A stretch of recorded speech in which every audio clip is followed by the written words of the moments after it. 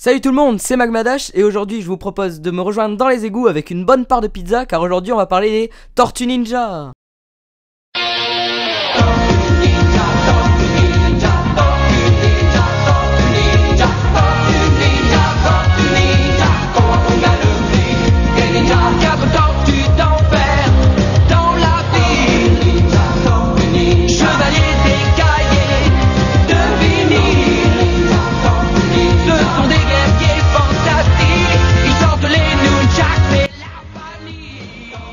Les Tortues Ninja sont des personnages de comics créés par Kevin Eastman et Peter Laird en 1983.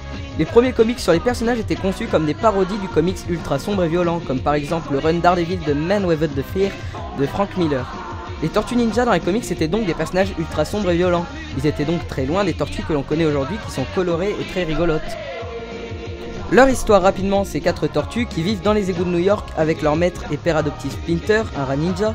Ce Splinter entraîne les 4 tortues à se battre contre le clan des Foot contrôlé par le puissant Shredder et qui veulent contrôler le monde car c'est des méchants.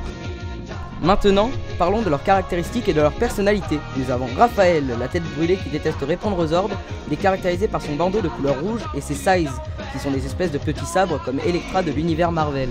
Donatello, le plus pacifiste et le mécano du groupe, il possède un bandeau violet et se bat avec un bo qui est un gros bâton japonais. Michelangelo, le comique du groupe qui a un bandeau orange et se bat avec des nunchaku. Et Leonardo, le chef de la bande qui possède un bandeau bleu et se bat avec des ninjatos. Pour info, le procédé de couleur de bandeau a été instauré seulement pour la série des années 80, dont le générique doit vous être tout de suite venu en tête.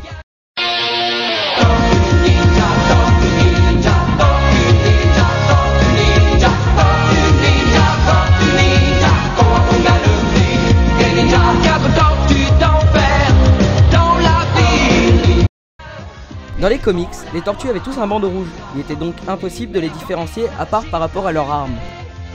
Aujourd'hui, les Tortues Ninja, c'est de nombreux jeux vidéo, jouets, séries animées et films qui vont du très cool au « Tuez-moi, c'est trop douloureux à regarder !» Les Tortues Ninja sont donc devenus un élément très important de la pop culture américaine et mondiale.